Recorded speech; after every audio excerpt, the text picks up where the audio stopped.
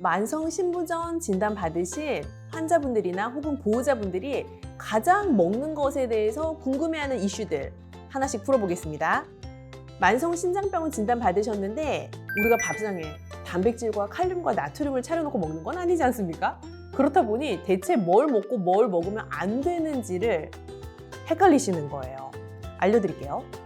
신장병이라고 하는 거는요, 내 몸에 노폐물을 걸러야 되는 콩팥의 기능이 저하된 상태예요. 내 몸에서 잘 제대로 걸러져야 하는 거는 잘 안 걸러지고, 안 걸러도 되는 거, 즉 내 몸에서 다시 사용할 수 있거나 내 몸에 보유하고 있을수록 나한테 이득인 거, 그런 거는 그냥 쑥쑥 걸러지는 거죠. 그런 상황이기 때문에 이 신장의 가장 끝단에 놓여져 있는 아주 미세한 이 관들, 거기에 무리를 줄 수 있는, 즉 거르는 작용에 크게 무리 줄 수 있는 영양소들을 주의해야 된다의 개념으로 받아들이시면 좋은데, 그 대표적인 것들이 단백질, 칼륨, 나트륨, 인, 이렇게 4가지인 거예요.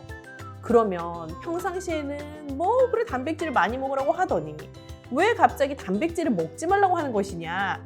먹지 말라는 것이 아닙니다. 여러분, 단백질을 안 먹고는 살 수가 없고요.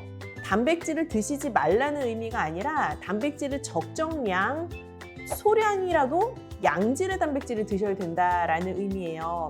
어느 정도로 생각을 하시면 되냐면, 보통 성인 한 분을 가지고 우리가 단백질 필요량을 산출할 때 체중 1kg당 단백질 1g의 1대1의 비율로 보통은 산출을 하고, 내가 근육을 좀 불리겠다, 내가 단백질이 조금 보충을 요하는 그런 부족한 상태다라고 하시는 분들은 체중 1kg당 1.2g 정도의 단백질을 섭취를 하시면 적당한데요. 만성 신장병을 진단받으신 분들 같은 경우는 체중 1kg당 0.6에서 0.8g 정도의 단백질을 드시면 돼요.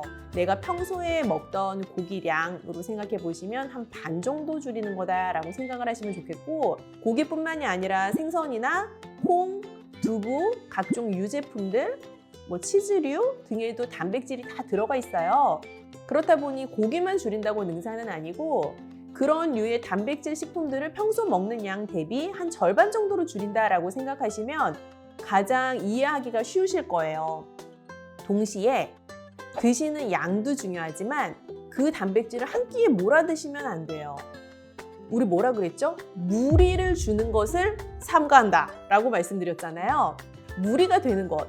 어느 날 가만히 있다가 어떤 물질이 확 하고 들어와요.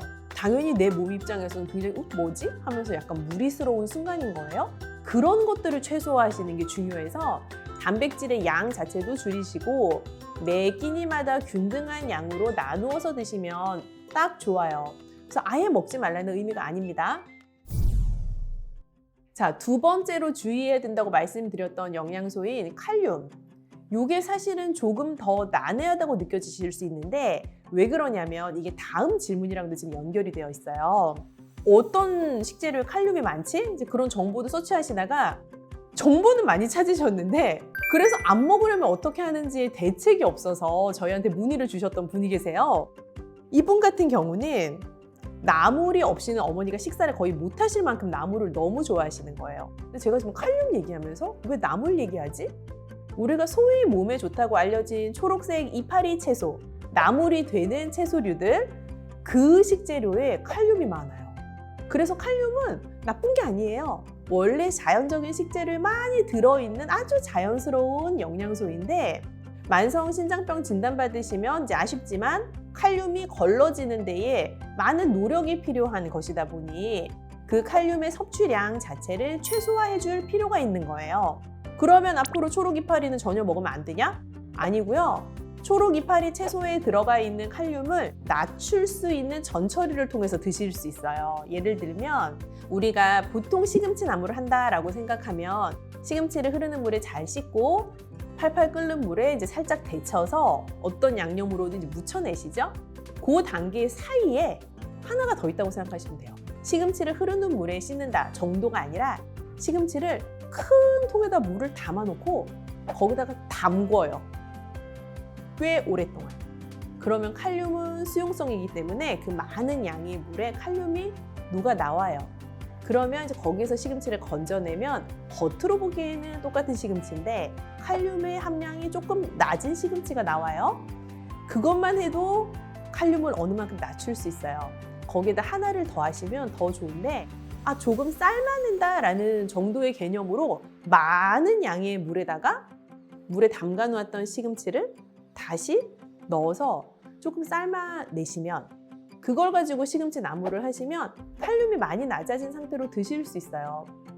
근데 상상을 해도 약간 이렇게 눅진눅진하게 보통의 시금치 나물에서 오는 식감은 아닌데요.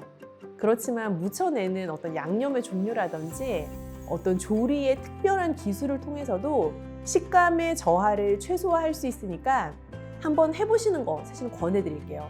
번거로운 과정이긴 하지만 나물 너무 좋아하시는데 신장병 진단 받았다고 못 드시면 좀 슬프잖아요. 그래서 이렇게 드실 수 있다 하는 방법을 알려드립니다.